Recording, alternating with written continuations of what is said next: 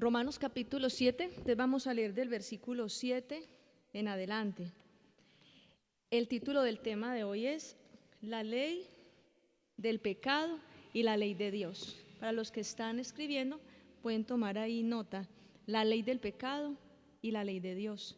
Entonces vamos a ver que son como dos leyes que quieren, o sea, dos leyes que pareciera que nosotros como seres humanos a veces pareciera que estamos bajo la ley del pecado, pero en realidad quisiéramos estar bajo la ley de Dios, pero hacemos lo que dice la ley de pecado, pero quisiéramos hacer la ley de Dios. Y es toda una contradicción dentro de nosotros mismos, y ahorita vamos a comprender a la luz de la palabra que el mismo apóstol Pablo explicaba por qué era eso, y hasta él mismo en su propio testimonio, en su propia vida, él mismo vivió una lucha interna muy fuerte.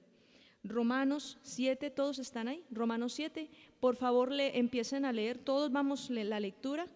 Romanos 7, del versículo 7 en adelante, ¿listo? ¿Qué diremos, pues? ¿La ley es pecado? En ninguna manera. Pero yo no conocí el pecado sino por la ley, porque tampoco conociera la codicia si la ley no dijera, no codiciarás. Mas el pecado, tomando ocasión por el mandamiento, produjo en mí toda codicia, porque sin la ley el pecado está muerto. Y yo sin la ley vivía en un tiempo, pero venido el mandamiento, el pecado revivió y yo morí. Y hallé que el mismo mandamiento que era para vida, a mí me resultó para muerte, porque el pecado, tomando ocasión por el mandamiento, me engañó y por él me mató. De manera que la ley a la verdad es santa y el mandamiento santo, justo y bueno. Luego lo que es bueno vino a ser muerte para mí, en ninguna manera, sino que el pecado, para mostrarse pecado, produjo en mí la muerte por medio de lo que es bueno, a fin de que por el mandamiento el pecado llegase a ser sobremanera pecaminoso. Porque sabemos que la ley es espiritual, mas yo soy carnal, vendido al pecado. Porque lo que hago no lo entiendo, pues no hago lo que quiero, sino lo que aborrezco, eso hago. Y si lo que no quiero, eso hago, apruebo que la ley es buena. De manera que ya no soy yo quien hace aquello, sino el pecado que mora en mí. Y yo sé que en mí, esto es, en mi carne, no mora el bien, porque el querer el bien está en mí, pero no el hacerlo. Porque no hago el bien que quiero, sino el mal que no quiero, eso hago. Y si hago lo que no quiero, ya no lo hago yo, sino el pecado que mora en mí. Así que, queriendo yo hacer el bien, hallo esta ley, que el mal está en mí. Porque según el hombre interior, me deleito en la ley de Dios, pero veo otra ley en mis miembros que se rebela contra la ley de mi mente y que me lleva cautivo a la ley del pecado que está en mis miembros. Miserable de mí, ¿quién me librará de este cuerpo de muerte? Gracias doy a Dios por Jesucristo Señor nuestro. Así que yo mismo con la mente sirvo a la ley de Dios, mas con la carne a la ley del pecado. Entonces Pablo hace toda una descripción acerca de la batalla que el mismo Pablo, el apóstol Pablo, estaba viviendo en su interior. ¿Qué sabemos nosotros de la vida del apóstol Pablo? De la vida del apóstol Pablo sabemos en el libro de Hechos, desde Hechos capítulo 9, que Pablo tuvo ese encuentro con el Señor Jesucristo. Jesús se manifestó a Pablo y fue la conversión de Pablo. Acuérdense que Pablo era un perseguidor del pueblo de Dios y que conspiraba y mandaba cartas a las diferentes autoridades de los lugares donde iban los apóstoles a predicar para que los encerraran en la cárcel, inclusive muchos de ellos para que fueran asesinados y apedreados. Entonces Jesús, camino a Damasco, se le manifiesta a Pablo que iba en un caballo y dice la palabra que esa luz resplandeciente que se manifestó, o sea, la gloria de Dios vino sobre Pablo y lo tumbó del caballo. Y entonces escuchó él allí una voz que le decía, Saulo, ¿por qué me persigues? Saulo, sabemos que era el nombre hebreo de Pablo, que era el nombre romano. Y Jesús le dice, ¿por qué me persigues? Entonces dice, Señor, pero yo, ¿quién eres tú? Dice, yo soy Jesús, al que tú persigues. Te le dio a entender, se manifestó a él y comenzó Pablo todo un proceso de regeneración y de cambio en su vida. Entonces comenzó Dios a restaurar su corazón, comenzó a restaurar su vida. Pablo fue un hombre que cuando usted lee en el libro de los Hechos, del capítulo 9 en adelante, la vida de Pablo es una vida espectacular, es una vida fascinante, es un gran testimonio para todos nosotros como creyentes de cómo un hombre lo deja todo por Cristo. Y era capaz Pablo, con una sensibilidad espiritual, que estaba de repente acostado dormido y el Espíritu Santo lo despierta y le dice: Pablo, ve a Macedonia, Pablo, pasa a tal parte, Pablo, cruza el mar tal y ve a tal ciudad, que allí vas a encontrar a fulano. O sea, era una cosa impresionante de cómo Dios le hablaba a Pablo. Él escuchaba la voz audible de Dios. Un día, creo que fue un evento, cuando él fue a Macedonia, fue un hecho específico, que él llegó a un lugar donde pensaba que el Espíritu Santo lo había mandado, y estando en ese lugar, el Espíritu le dice: no, yo no te mandé aquí, tienes que ir a esa tal parte, y él se iba yendo simplemente, como si tuviera un GPS espiritual por dentro. Yo, después de ver a un hombre como Pablo, por medio del cual Dios hacía grandes sanidades en la gente, sucedían señales, milagros, prodigios, era una cosa impresionante cómo Dios respaldaba la palabra de Pablo, y a todas partes donde Pablo iba, la manifestación del poder de Dios era tan grande que la gente se convertía y se levantaban iglesias, se levantaban lugares de oración, primero en las casas y luego empezaba a crecer hasta que se levantaban las iglesias, a las cuales Pablo más adelante le empezó a escribir. El libro a los Romanos, la carta a los Romanos, es simplemente unas recomendaciones que Pablo le hacía a la iglesia en Roma, que él mismo había establecido. En Tesalónica, a los tesalonicenses les alcanzó a escribir 2 cartas, pues, que están ahí registradas en la Escritura. Le escribía cartas a los de la iglesia en Éfeso, ¿verdad? Y así sucesivamente, a los corintios y etcétera. Entonces uno ve un hombre, a Pablo, yo veo en Pablo un hombre lleno del Espíritu Santo, un hombre muy espiritual, un hombre muy lleno de Dios, un hombre que amaba a Dios. Pero cuando miro aquí Romanos capítulo 7, yo digo: este es el hombre Pablo. O sea, como, porque uno puede conocer a una persona en su ministerio, uno puede conocer a una persona en el culto. O sea, en el culto todos somos muy lindos, muy queridos, muy espirituales, y pues todos amamos a Dios. Pero Pablo estaba mostrando, y públicamente Pablo se exhibió en Romanos capítulo 7, y el que lea Romanos capítulo 7 sin leer Hechos y todo lo que Dios hacía a través de la mano de Pablo, diría: no, este señor está mal, este señor está, yo estoy mejor, ¿cierto? Yo soy más espiritual que Pablo. Pero no, Pablo exhibió su condición espiritual, la lucha que él tenía en su interior, siendo un hombre santo, siendo un hombre que amaba a Dios, un hombre que le sirvió a Dios con todo su corazón y que iba a muchos lugares a predicar la palabra. Sin embargo, Pablo mostró la humanidad, y que es todo lo que nosotros todos tenemos, una lucha interior. Si Pablo la vivió, que fue un hombre consagrado a Dios, que fue un hombre santo, que fue un hombre que verdaderamente entregó su vida a Cristo para servirle con todo su corazón, hasta el punto de que Pablo un día dijo en el libro de Filipenses, por ejemplo, él hablaba que todo lo estimaba por basura. Pablo fue el que dijo en la Escritura, quedó consignado, dice: para mí el vivir es Cristo y el morir es ganancia. O sea, un hombre que esté dispuesto a morir por causa del Evangelio. ¿Cómo es posible que este hombre viva una lucha en su interior? Que los miembros de él anhelan el pecado, desean pecar. ¿Por qué? Porque repita conmigo, porque también era un ser humano. También era un ser humano. Muchas veces, pues saliéndome del tema, voy a hacer un paréntesis allí, ¿no? Muchas veces nosotros juzgamos a la ligera porque un pastor o un predicador cayó en pecado, porque una persona falló al Señor, y entonces todo el mundo se le viene encima y todo el mundo decía: mire, véalo, se cayó, mírelo. Que eso es lo que hace el diablo, que el diablo lo hace a uno caer para luego señalarlo todo el tiempo. Pero con esto Pablo nos está enseñando que todos tenemos humanidad y que nadie está exento de cometer errores. Entonces Pablo de pronto creo que era cuando él llegó a la isla de Malta, está en Hechos capítulo 28, que dice que lo pringó, lo cogió una culebra en una mano y entonces él se la zafó así y no le entró el veneno ni nada. Y la gente lo iba a adorar, que pensaban que era un Dios que había salido de las aguas. Y hay gente para todo, ¿no? Que todo, acuérdate que sale la imagen de no sé qué y ya le tienen prender velas, bueno. Pero cuando la gente supo que él había sido, que él estaba como preso, porque él venía de un viaje en barco y lo estaban llevando preso para presentarlo ante el César, porque él había apelado al César y todo el asunto.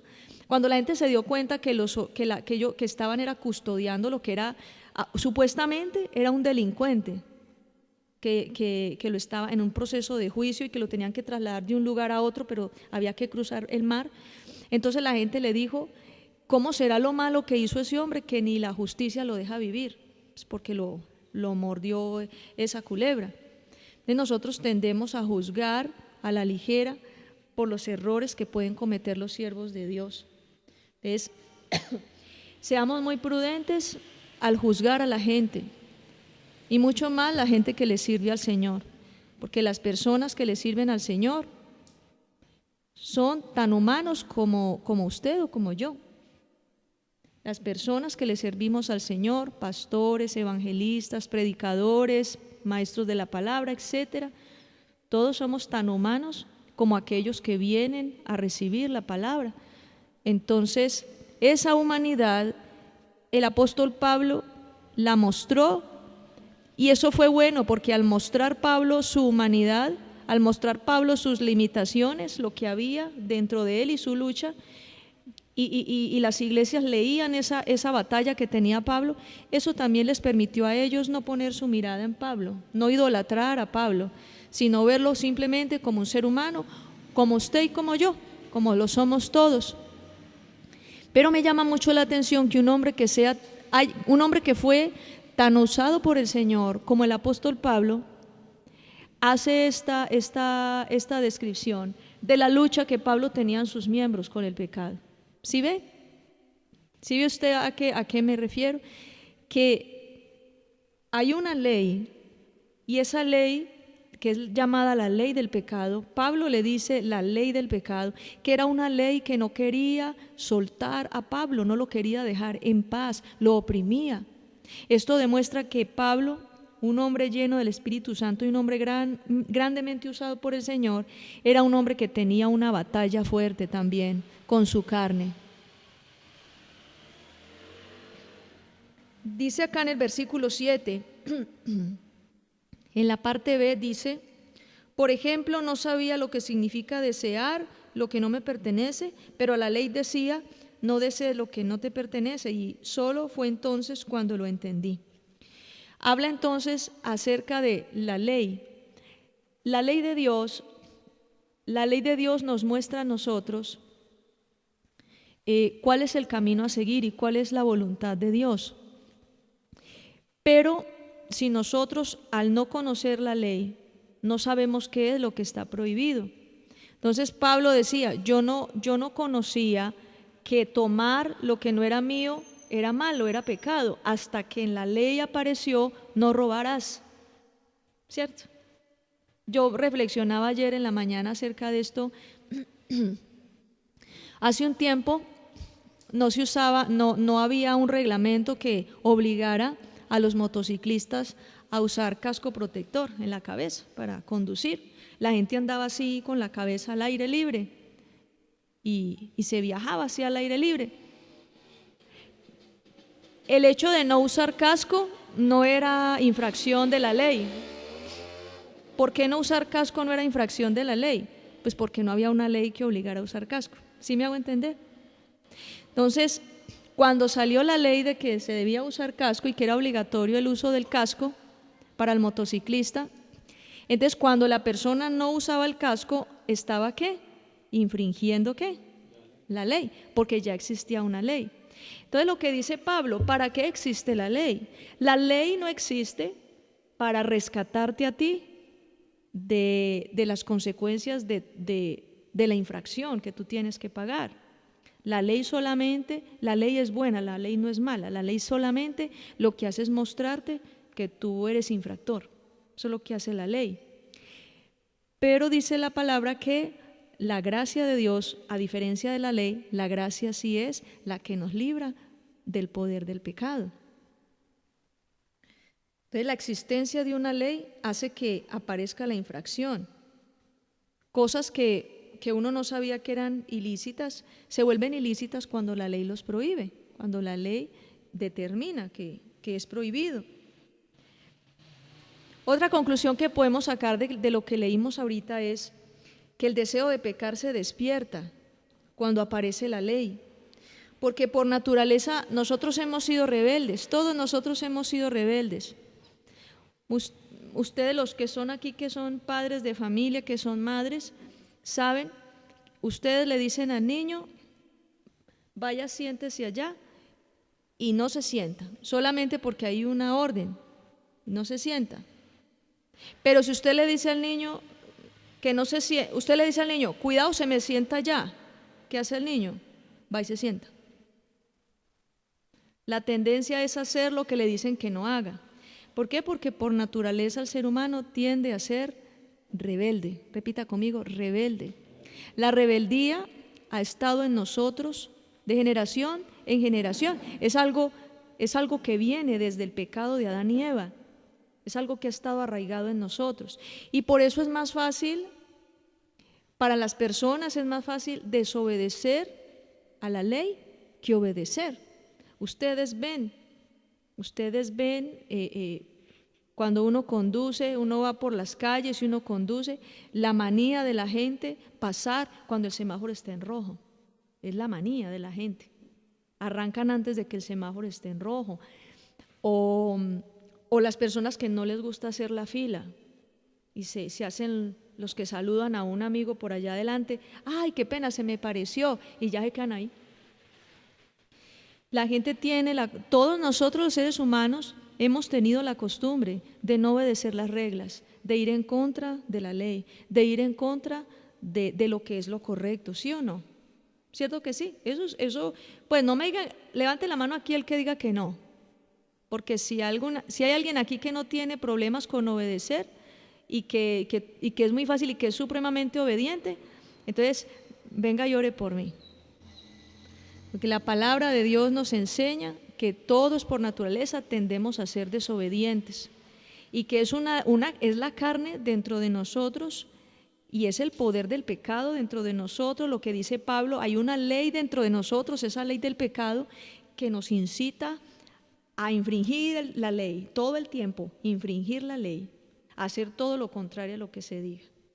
Y es tanto así que dentro de la psicología, yo no sé cómo se llama eso, la psicología de choque o psicología inversa o algo así, en las guarderías o en algunos lugares, una vez una señora me dijo, sí, es que aquí los niños usted le dice que se siente ahí y no se sienta, pero usted le da la orden de que cuidado se siente ahí, todos se sientan. Entonces cuando yo quiero que se sienten les doy la orden contraria y entonces hacen lo contrario.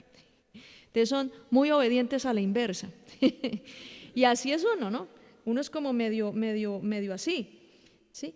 Si pusieran otro ejemplo, si sacaran una ley donde fuera obligatorio para cada ser humano robar un banco diariamente, yo le aseguro que la gente dice, ¡ay, qué pereza! Y seguro que, exacto, pero porque la ley dice, no robarás, hay algo dentro de la persona que codicia, que le despierta el deseo de ¿qué? De robar, de hacerse, ¿cierto? A lo que no debe hacerse.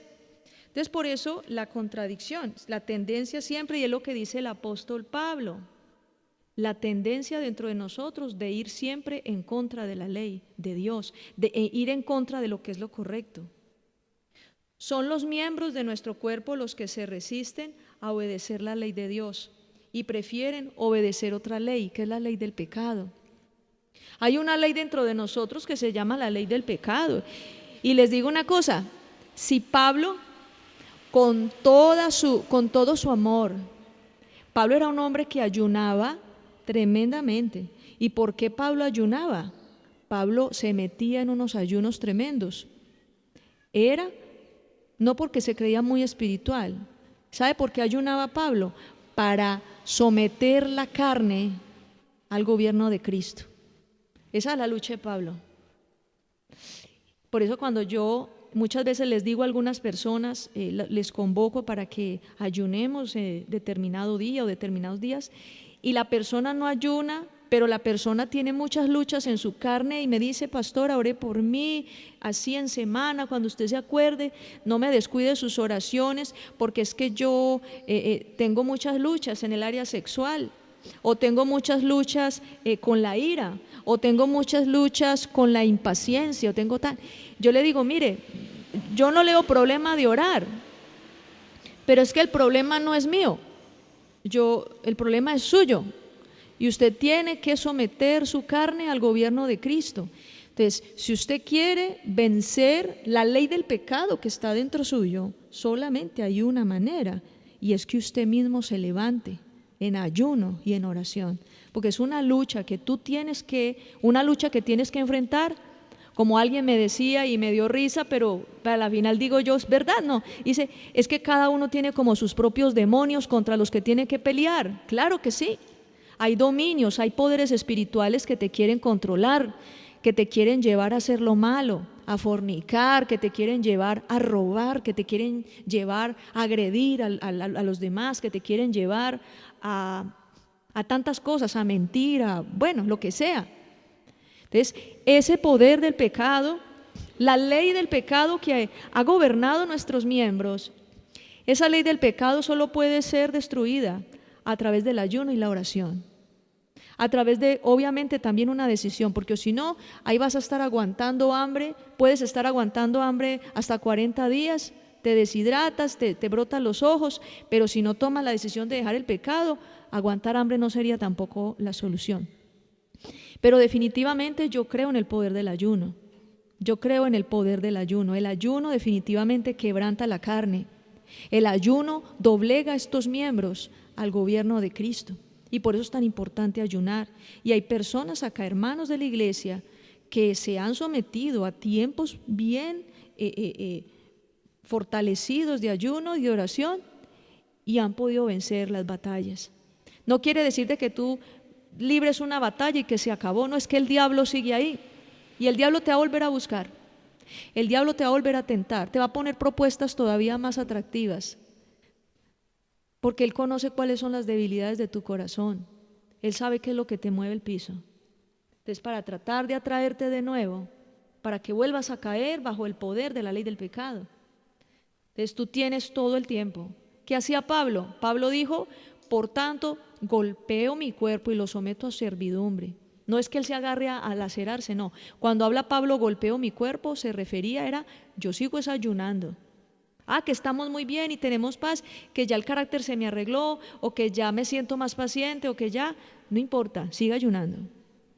Porque es una lucha, es una batalla. Y si un hombre como Pablo, un hombre que a través de su vida yo he aprendido muchas cosas.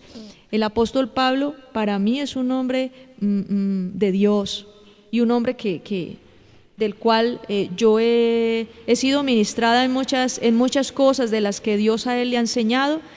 Si Pablo ayunaba y Pablo mantenía pendiente de su condición espiritual para no volver a caer bajo el poder de la ley del pecado, ¿quiénes somos nosotros para decir, no, nosotros no necesitamos ayunar tanto?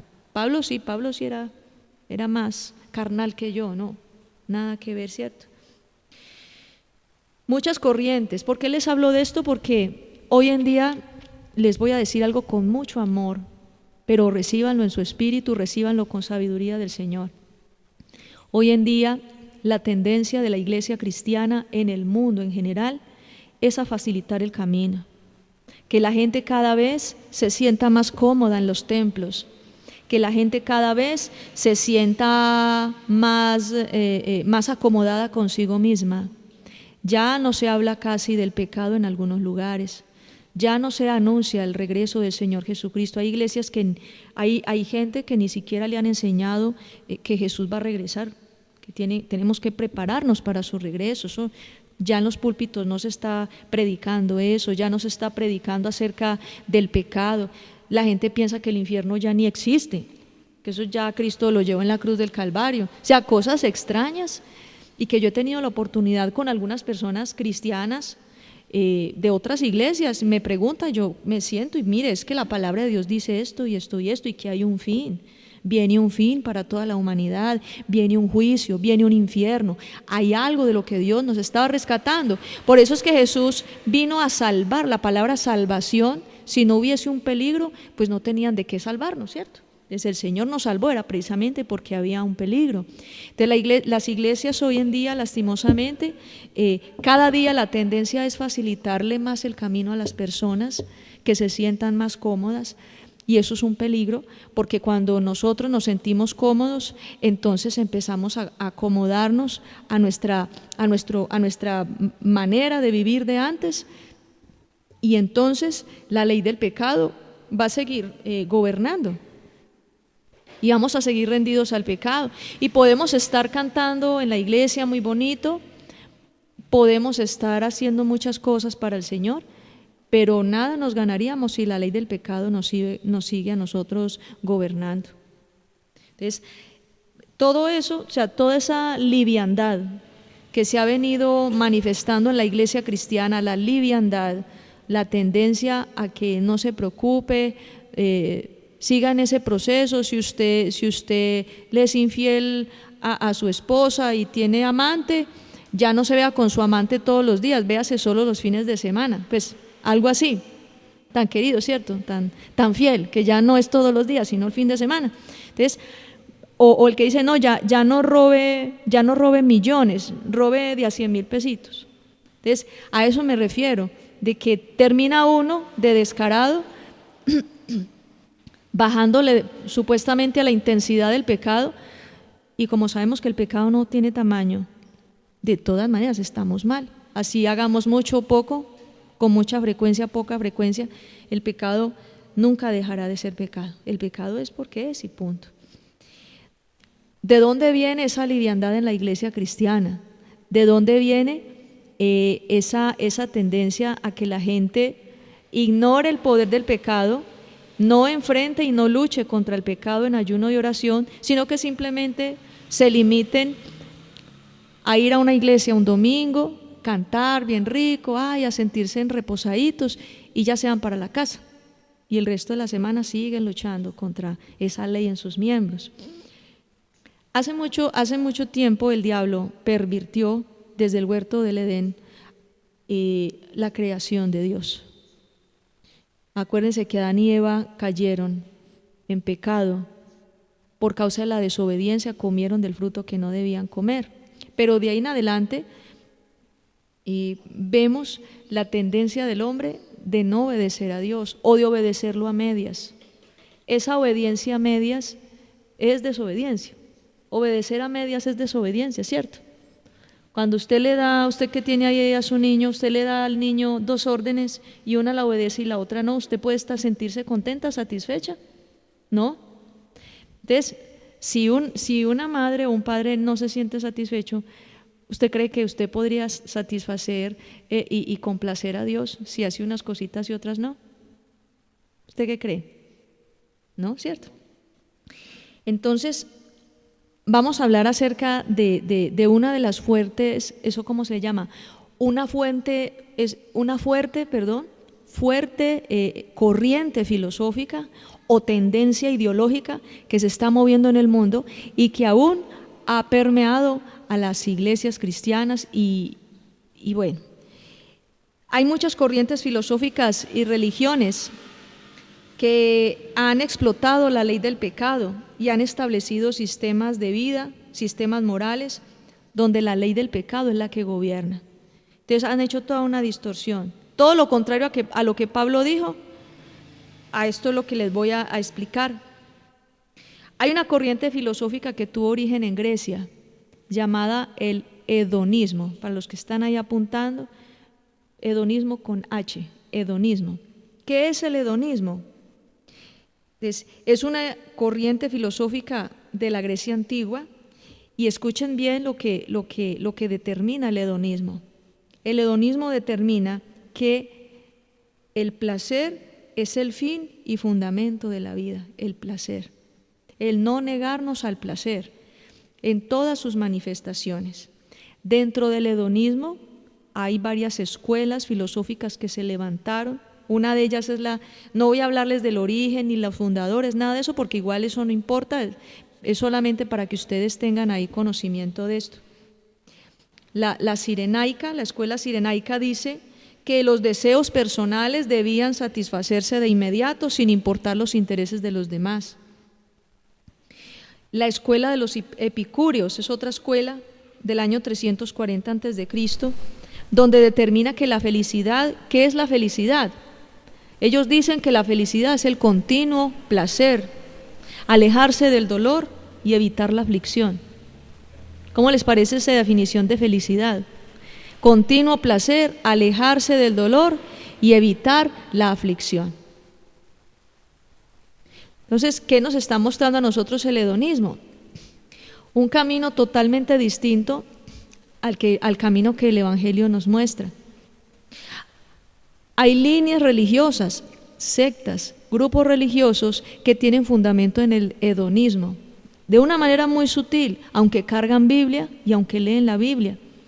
Uno de ellos es este grupo religioso llamado Creciendo en Gracia.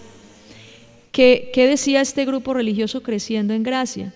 Que Cristo en la cruz del Calvario ya había eliminado el pecado, entonces el pecado no existe.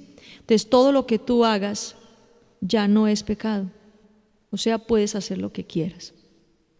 Entonces está rindiéndole culto a esa búsqueda del placer continuo. Tú puedes hacer lo que quieras.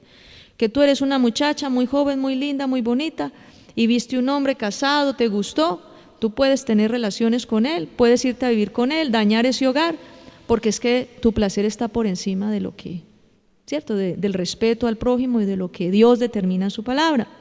A ti te gustó mucho ese carro, está muy bonito ese modelo, tiene las llaves pegadas, parece como mal cerrada la puerta, o tú la sabes abrir, listo, métase y cójalo porque es suyo, ¿a usted le gustó? Cójalo. ¿Por qué? Porque es el placer.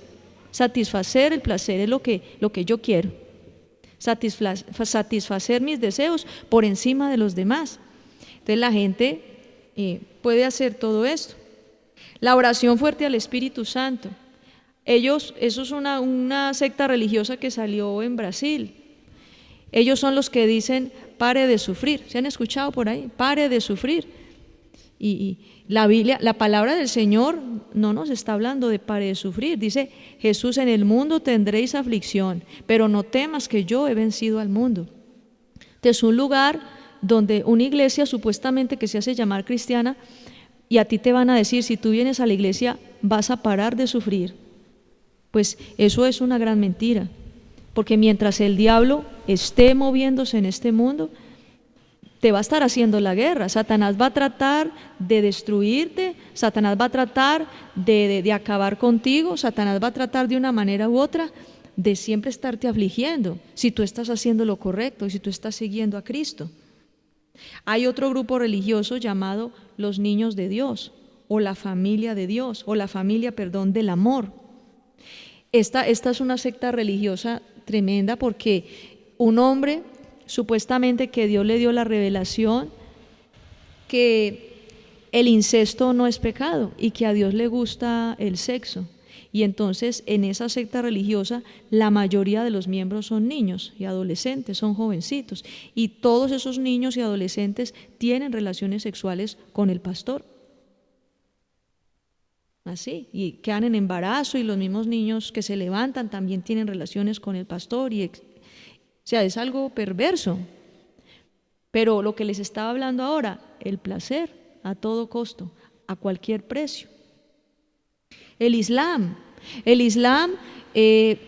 una de las cosas que a mí me parece aterradora es que Mahoma, el profeta del Islam, Mahoma tuvo varias esposas y una de ellas tenía 6 años, una niña así como esta de este vestidito, esta muñeca.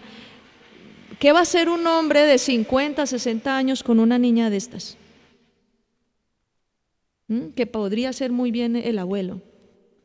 Entonces, Mahoma se casó con una niña de 6 años y que no tuvo relaciones, dice ahí en internet, no tuvo relaciones con ella hasta los 9, ¿no? Pues tan considerado, ¿no? Hasta los 9, se esperó 3 años.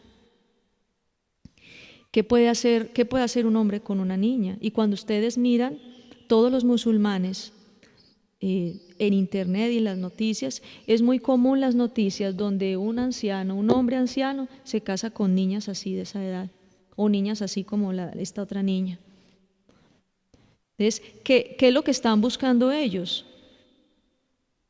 Realmente lo que ellos están buscando es tener relaciones sexuales con una persona que sea joven. Están buscando la carne, están satisfaciendo sus deseos sexuales, ¿sí?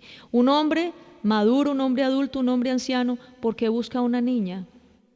¿Por qué está buscando una niña? Simplemente por su tierna edad, simplemente por lo que tal vez su esposa, que está igual de anciana a él, ya no es lo mismo, la estética y yo qué sé. Para mí, esto de que practican los musulmanes, eso es una sinvergüenzada. Y eso es pecado. La palabra de Dios habla del incesto.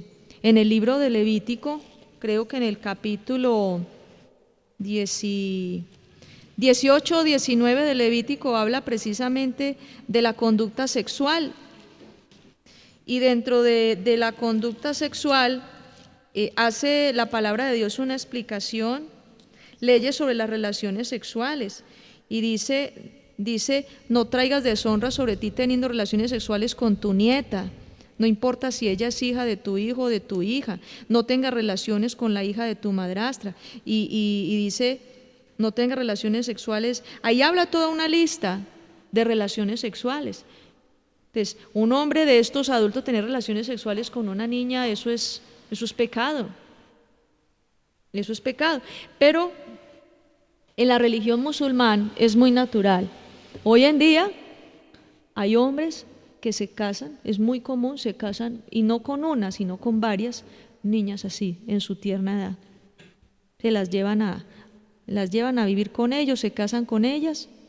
Si tienen 6 añitos, esperan hasta que tengan 9, como Mahoma, para decir que obedecen su ley, ¿no? El chamanismo también practica el hedonismo. El chamanismo le llama a las plantas alucinógenas como la marihuana, como la amapola y los hongos estos con los que por allá en las montañas van y se pegan las trabadas más horribles. Le llaman plantas, escuchen un momento, les llaman plantas sagradas. Les llaman plantas sagradas, estas plantas alucinógenas les llaman sagradas y que sirven para sanar el alma y conocer el futuro del libro de la vida. Imagínense qué carretazo. Entonces, toman yagué o se comen esos hongos o se fuman esas hierbas, quedan totalmente alterada su conciencia y el diablo aprovecha esa alteración de conciencia y esa apertura que hace la gente en el alma para invadirlos de demonios, para llevarlos supuestamente a esos viajes astrales. Y ahí es donde supuestamente estos chamanes y la gente que comparte con ellos por allá en esas reuniones de yagué y todo eso, ellos dicen que ven el futuro y que hacen viajes cósmicos y que no conocían Marte y ya fueron y todo el asunto. Eso es del diablo, eso es diabólico. Las plantas alucinógenas son dañinas y lastimosamente la misma sociedad, aún en la misma aprobación de la dosis personal y la aprobación de la venta de marihuana que para uso medicinal, o sea, ¿quién dijo que eso era correcto? Si sabemos que todo lo que es alucinógeno es dañino para el organismo. Si alguien quiere ser sanado, en vez de pegarse una traba y en vez de ponerse a jugar con esas cosas, lo que debe es buscar la sanidad en el Señor Jesucristo. La medicina, la tradicional, la medicina normal, la medicina como tal, para eso Dios permitió que la medicina también se desarrollara. Hay gente que estudió, que se quemó las pestañas y que sabe cosas y le puede hacer tratamientos a las personas. Y si a Dios le place, lo hace por ahí, o si no, Dios puede traer sanidad directamente. Pero yo les digo una cosa, si yo siento que mi alma está enferma, yo en vez de pegarme una trabada con yagué, Yo le digo, para mí lo más importante es venir a ayunar a la iglesia y renunciar a todo lo que me esté oprimiendo mi alma, ya sea la ira, ya sea la soberbia, el orgullo, ya sea el temor, lo que sea. Pero les digo una cosa, en el altar de Dios, en ayuno y en oración, es donde se libra la batalla, es donde uno realmente es sanado. Pero el chamanismo le muestra a la gente ese camino, y hay cristianos que son medio chamanongos y que les gusta. Eso está muy relacionado con la gente que le gusta ir a acampar y meterse por allá, que la ecología, a mí me gusta mucho eso, pero yo tengo que poner cuidado de no estar en zonas donde se comparten esas cosas, porque por ahí es que se meten mucho a meter vicio. Entonces, pongan mucho cuidado. Yo le digo una cosa a ustedes, el que necesite bienestar espiritual, el que necesite sentirse equilibrado, sentirse reconfortado, no necesita la droga, ni ninguna cosa. Lo único que necesita es la redención de la sangre de Cristo Jesús en su vida. Amén. Eso es lo único que se necesita. En general, el pseudocristianismo son todas aquellas modalidades de cristianismo que en sí son falsas, son engaño. La palabra pseudo quiere decir lo que es falso, lo que es engaño. Entonces hay muchos lugares donde dicen que son cristianos, pero lo que pueden mostrar a la gente es el camino del hedonismo, el camino de la facilidad. Mire, la ley del pecado está presente en todo lo que gobierna los sentidos y produce placer. ¿Qué gobierna los sentidos y produce placer? La pornografía, la inmundicia sexual, las drogas, el alcohol. ¿Qué más puede producir placer? Los juegos de azar, todo lo que trata de controlar la voluntad del hombre. Y el apóstol Pablo era un hombre santo, sin embargo él sabía que había un poder que quería gobernar sus miembros y que él no le podía dar lugar. Si tú tomas la decisión de no servir más a la ley del pecado, necesariamente tienes que empezar a librar una batalla contra la ley del pecado, que está en nuestros miembros. No están los miembros del vecino, no, es en nuestros miembros, en cada uno de nosotros. Entonces mucha gente dice, no, es que el camino del evangelio es aburrido, es que el camino del evangelio es para la gente amargada, que es artera, la gente que va a la iglesia ya no bebe, la gente que va a la iglesia ya no le gusta fumar, ya no le gusta compartir, están amargados ahí. Mire, Dios no se deleita en hacernos sufrir. Y eso debe quedar claro para nosotros. Dios no se deleita en hacernos sufrir, pero nos enseñó que el camino del reino de Dios demanda santidad, demanda madurez, demanda dominio propio. De la única manera que tú y yo aprendemos a tener dominio propio es cuando nos restringimos de hacer cosas que sabemos que nos hacen daño. ¿Sí sabías eso? Si Dios a ti te permite hacer, porque dice Pablo, todo, en 1 Corintios 6 dice, todo me es lícito, pero no todo me conviene. No todo me conviene. Entonces, ¿qué es lo que está hablando la palabra? Si usted quiere, puede irse, subirse allá en ese monte, pararse de cabeza y gritar que iba a Colombia. Usted tiene libertad para hacer lo que quiera, pero tiene que mirar de sus actos qué consecuencias trae. Eso es madurez. Madurez es cuando a ti te presentan la oportunidad de hacer algo y entonces tú, en vez de salir corriendo como un niño chiquito a hacer las cosas, tú mides, si yo hago, cuáles son las consecuencias, qué es lo bueno, qué es lo malo, y si esto viene de Dios o no viene de Dios. Eso es la madurez. Y el dominio propio. Aprendemos a decir que no. Usted no le puede decir a todo que sí, porque termina dejándose llevar de los consejos de sus amigos, termina dejándose llevar del consejo, aún de una persona que aparentaba mucho que le quería a usted, lo amaba o la amaba, y mentiras que lo que hizo fue llevarlo o conducirlo a un abismo. Entonces aprendemos a restringirnos y a no hacer las cosas a menos que no sea el Señor el que nos lo indique. Vamos a 1 Pedro capítulo 1, versículo del 6 al 7. Primera carta de Pedro, capítulo 1, versículo de 6 al 7, para que usted se dé cuenta por qué Dios permite el sufrimiento. Si en una iglesia cristiana a usted nunca le hablan de que usted tiene que soportar penalidades, de que usted tiene que aprender a gozarse en las pruebas, y no le muestran a usted que la vida cristiana consta también de uno sufrir persecución o pasar por adversidad, entonces esa no es una iglesia cristiana. Si a usted le dicen pare de sufrir, o que usted puede hacer lo que quiera porque ya el pecado no existe, o todas esas cosas, eso se llama hedonismo. No se restrinja el placer, viva al máximo, gócese, haga lo que quiera. Eso es el mensaje que le están dando a uno. Entonces, primera carta de Pedro, capítulo 1, del 6 al 7, ¿cómo dice?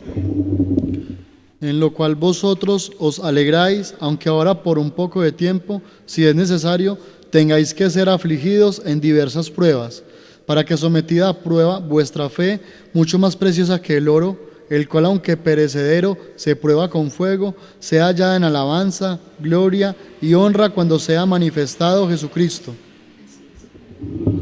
¿Por qué Dios permite el sufrimiento? Según lo que leímos ahí, lo que Dios está permitiendo es que nuestra fe sea probada. Entonces, ¿por qué permite Dios el sufrimiento? A través del sufrimiento tu fe es probada. Entonces, tú no aprendes a levantarte de la aflicción si no eres afligido. Tú no aprendes a vencer el temor si no tienes que enfrentarte a un peligro. Tú no aprendes a ser paciente si no te toca esperar. Tú no aprendes a perdonar si no eres ofendido, ¿cierto? Entonces, ¿cómo aprende uno? Y cómo uno es moldeado en su carácter y cómo uno es fortalecido en la fe cuando uno pasa por las pruebas, las aflicciones. Eso es lo mejor. Y eso es lo que no nos gusta. Pare de sufrir. Eso es lo que no nos gusta, ¿cierto? Pare de sufrir. Nos gusta más el placer, nos gusta más la comodidad, el no salir del confort. Lucas 9, del 23 al 24, también la palabra del Señor nos habla que Jesús estaba con los discípulos, y mire lo que Jesús le dice a los discípulos. Usted nunca vio a Jesús diciéndole a los discípulos, pare de sufrir, tranquilos que aquí llegué yo, llegué a arreglar todo esto. Ustedes aquí, mejor dicho, prepárense porque lo que van es a gozar de aquí en adelante. Mire lo que le dice Jesús a los discípulos. Y decía a todos, si alguno quiere venir en pos de mí, niéguese a sí mismo, tome su cruz cada día y sígame, porque todo el que quiere salvar su vida, la perderá, y todo el que pierda su vida por causa de mí, éste la salvará. Entonces, mire, el Señor Jesús lo que estaba diciendo, usted quiere ser mi seguidor, niéguese a sí mismo. El que quiera salvar su vida la perderá. Entonces, ¿qué estaba diciendo el Señor?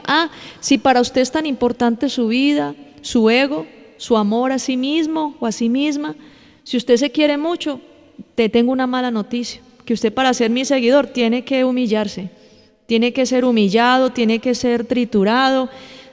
A usted no le puede quedar nada de ego en su corazón. A usted no le puede quedar soberbia por ningún lado. A usted no le puede quedar orgullo.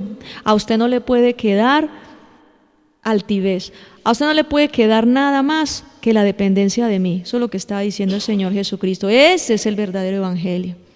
De que cuando una persona está enfrentando dolor, está enfrentando sufrimiento, se arrodilla y le diga, Señor, gracias por las pruebas. Señor, gracias por disciplinarme. Señor, gracias porque sé que de esta prueba tan dura, de esta situación que estoy viviendo, tú me estás enseñando a ser más humilde.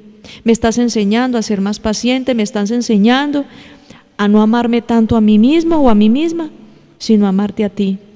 Antes dependía de mí, de lo que yo podía hacer, de cuánto me podía yo ganar, de que yo era muy inteligente, de que yo era muy recursivo o muy recursiva. Ahora me doy cuenta que yo no soy nada. Me doy cuenta es que tú lo eres todo y que yo dependo es de ti, que todo lo que pude tener en mi vida fue gracias a ti, no por mí. Ya se me quitó ya me bajé del pedestal, me bajé del trono, ahora siéntate tú, ya me quité yo. Eso es lo que el Señor quiere con nosotros. Entonces dice la palabra que me llama mucho la atención, en Filipenses capítulo 2, dice del 5 al 11, en esa versión Reina Valera, dice, haya en vosotros este mismo sentir que hubo en Cristo. Lean. Hasta el 11. Haya pues en vosotros este sentir que hubo también en Cristo Jesús, el cual, siendo en forma de Dios, no estimó a ser igual a Dios como cosa a que aferrarse, sino que se despojó a sí mismo, tomando forma de siervo, hecho semejante a los hombres, y estando en la condición de hombre, se humilló a sí mismo, haciéndose obediente hasta la muerte y muerte de cruz. Por lo cual Dios también le exaltó hasta lo sumo, y le dio un nombre que es sobre todo nombre, para que en el nombre de Jesús se doble toda rodilla de los que están en los cielos y en la tierra y debajo de la tierra, y toda lengua confiese que Jesucristo es el Señor, para gloria de Dios Padre. Amén. Cuando tú te sientas humillado por alguien, cuando tú te sientas humillado por alguna circunstancia en tu vida, cuando tú te sientas abatido por algo, tenlo por seguro que es Dios el que está ahí en medio de todo y que lo que está haciendo simplemente es desbaratando tu autoconfianza, desbaratando tu prepotencia. Está el Señor desbaratando tu ego, está desbaratando tu soberbia, está desbaratando tu altivez, tu orgullo, tu arrogancia. El Señor te está tirando por el suelo, está cabalgando sobre ti. Dice el rey David, escribió un salmo donde dice: Señor, estás cabalgando sobre mis lomos. Entonces imagínese usted este cuadro, usted acostado boca abajo en el suelo, acostado boca abajo, y que llegue un señor y camine sobre ti, que se pare sobre ti y que empieces a patear en la espalda. ¿Qué sentirías tú? Dolor muy grande. Ahora Dios, que es más grande, y David dice: estás cabalgando, o sea, no solo tú, sino que te subiste a un caballo y estás pasándome por encima con caballo y todo. Dice: estás cabalgando sobre mis lomos, me afligiste, me estás afligiendo. Pero ¿sabe qué le decía al rey David? Señor, te glorifico, Señor, te exalto. Y estaba Jehová cabalgando sobre la espalda de David, cabalgando sobre él. David entendía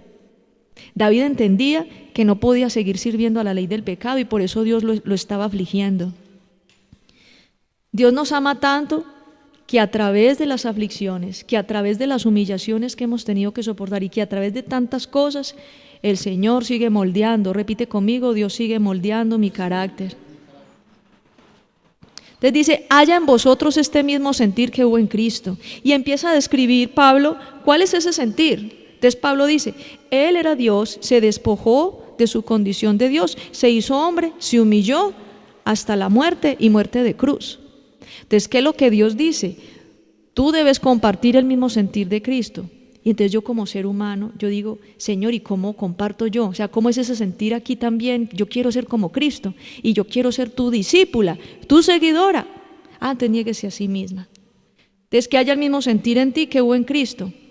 Que tú te despojes de todo, lo que consideras valioso en tu vida, tú te despojes de todo, de ese orgullo, de esa soberbia, esa prepotencia, ese deseo de controlar todo, ese deseo de que nadie te puede pasar por encima, de que tú no te la dejas montar de nadie. Entonces, bien pueda, acuéstese y le paso porque ya estoy montado en el caballo, le paso por encima. Entonces, eso es lo que hace Dios. Y Dios nos tritura, Dios nos desmenuza para poder derribar todo lo que impide que su gloria descienda sobre nosotros. Dios no puede descender sobre un corazón de una persona orgullosa. Mire, la unción del Espíritu Santo, su gloria y su magnificencia no pueden llegar a un corazón lleno de soberbia, lleno de dureza. Una persona altiva, dice la palabra del Señor, que Dios está con los humildes, pero al altivo lo mira de lejos. O sea, en muchas partes de la Escritura Dios habla de que Él ama al humilde y le gusta estar con el humilde. El humilde es aquella persona que no necesita defenderse de nada ni de nadie. El humilde es aquella persona que su única riqueza, que lo único que puede considerar valioso en su vida es el amor de Dios, y es lo que depende de Dios, lo que tiene de Dios. Pero que es soberbio, no es que yo esto, es que yo aquello. Está confiando en sí mismo, y siempre está confiando en sí mismo. Y es una persona difícil cuando llega el momento de entregarle su corazón al Señor. De Dios nos está enseñando, a diferencia del hedonismo, el hedonismo y toda esta tendencia de darle rienda suelta al placer. El hedonismo te enseña a que si tú quieres algo, tómalo. Si tú deseas sentir placer, tú tienes todo el derecho a sentir placer porque tienes derecho a ser feliz. Y claro, el placer puede ser tomar lo que no me pertenece. El placer puede ser estar con una persona que está casada. El placer puede ser hacer algo que yo sé que viola la ley de Dios. Cuando yo tengo facilidad para violar la ley de Dios, es porque yo estoy rendida o rendido a la ley del pecado.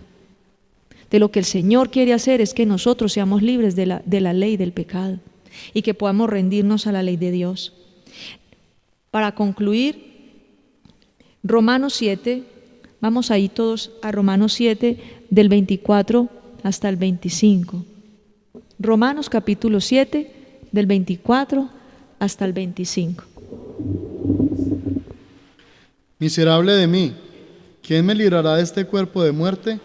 Gracias doy a Dios por Jesucristo Señor nuestro.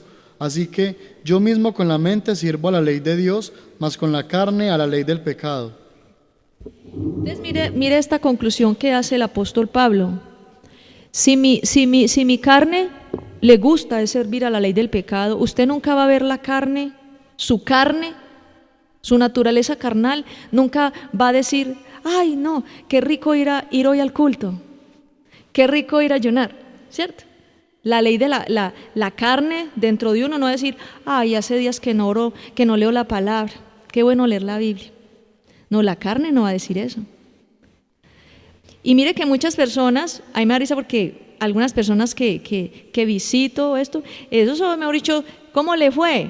Y abren los ojos, le brillan y podemos charlar 1 hora y le cuentan, no, ¿cómo le parece que fui? Y esto y aquello y me pasó esto. Y son todos vivaces para hablar cuando estamos charlando. Nos tomamos un café, nos tomamos un chocolate o un helado y la persona está supremamente feliz, activa y está desahogándose y estamos en lo que es, ¿no? Está en su salsa. Cuando abro la Biblia y empiezo a leer, pone la mano así y empiezan algunos a bostezar. Y en medio de la oración, una persona está así, cierra los ojos y termina cabeceando, ¿cierto? Entonces, cuando sucede eso, es la manifestación de que la carne se opone a las cosas del Espíritu, ¿cierto? Porque cuando una persona es dada a darle sueño en medio de un culto, en medio de una predicación, cuando una persona es dada a darle pereza, alguien dice, no, es que cuando yo no soy capaz de dormir me pongo a leer la Biblia y ahí mismo me duermo. Así es, ¿cierto? A muchas personas les puede pasar así, pero es la carne la que se opone a que tú puedas pasar tiempo con Dios. Es la carne la que se opone. Y hay mucha gente que de pronto no le gusta ir a una iglesia determinada o a una congregación o al culto determinado, porque oran mucho, porque cantan mucho, porque el culto es muy largo. A la gente no le gusta. Pero no es que no le guste a la gente, no le gusta a la carne que domina a la gente. Eso es lo que sucede, ¿cierto? Y mire, muchas veces las iglesias cristianas, nosotros como pastores podemos caer en el peligro o en el error de facilitarle a la gente las cosas. Entonces, de pensar más que la gente se cansa de tanto cantar o de tanto orar, no, entonces vamos a cantar más poquito, tenemos ya una programación de tal hora a tal hora, de tal hora a tal hora, y entonces el culto se acaba en tal momento, para que la gente no se sienta incómoda. Eso es un mal concepto, porque entonces estamos haciendo las cosas precisamente para que la gente sienta placer, se sienta complacida. Usted viene al principio a la iglesia, pero después de un tiempo que la carne está ahí sometida, porque es una batalla espiritual. Usted vino en medio de una batalla espiritual.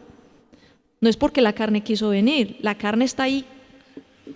Ya está más tranquila, porque el Espíritu Santo, ¿sí? Pero al principio, una lucha, ¿cierto? Una lucha. ¿Quién aquí, levante la mano aquí, quién ha vivido una lucha con su carne para venir al culto al principio? ¿Cierto? Qué sueño, o qué dolor de cabeza, le da mal genio, o sea, pasa algo. Pero nosotros no podemos dejar de venir a la iglesia, y mientras más la carne sea doblegada al poder del Espíritu Santo, nos vamos a sentir más libres. Y inclusive ya vamos a necesitar, vamos a tener ese deseo en nuestro interior de venir a la iglesia. Ningún hombre, ninguna doctrina religiosa que tenga como fin facilitarle las cosas a la gente o dar comodidad para que tú puedas seguir viviendo bajo la ley del pecado, nada de eso se puede considerar cristiano verdadero. Si en una iglesia cristiana a ti no te confrontan con el pecado y no te desacomodan, entonces no se puede considerar cristiano. Porque cristiano significa, la palabra cristiano significa seguidor de Cristo. ¿Y qué dice Cristo en Lucas 9, 23 y 24? Si alguien quiere ser mi seguidor, tome su cruz, niéguese a sí mismo y sígame. Es que mire lo que dice la palabra. Entonces yo no puedo decir que soy seguidora de Cristo si voy a estar a toda hora como pare de sufrir. No. Es necesario, algunos de ustedes en este día, hagamos una oración para no, póngase de pie y hagamos una oración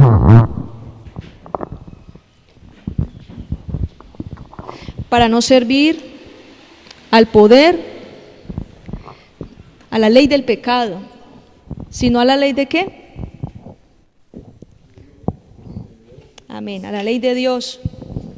Eso es lo que el Señor quiere.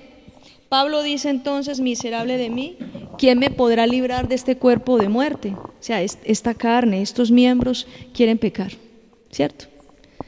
Algunos, estos miembros, los ojos, quieren ver pornografía, ¿cierto? Este deseo, no sé qué, quiere sentir sensaciones, quiere vivir cosas.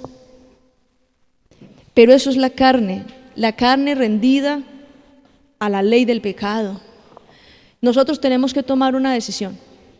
Si seguimos rendidos a la ley del pecado, dice la palabra del Señor en Efesios 4, versículo 26 y 27, por ejemplo, dice: no se ponga el sol sobre vuestro enojo, ni deis lugar al diablo. Entonces la palabra del Señor nos habla de que hay muchas cosas de las que no podemos darle lugar a la carne. No podemos no permitas que tu carne te gobierne. No permitas que los deseos pecaminosos que han operado en nosotros, estos miembros, sean los que gobiernen. Por eso es tan importante ayunar y por eso es tan importante rendirnos. Eso es lo que nos muestra a nosotros el Evangelio. Levanten sus manos y vamos a orar.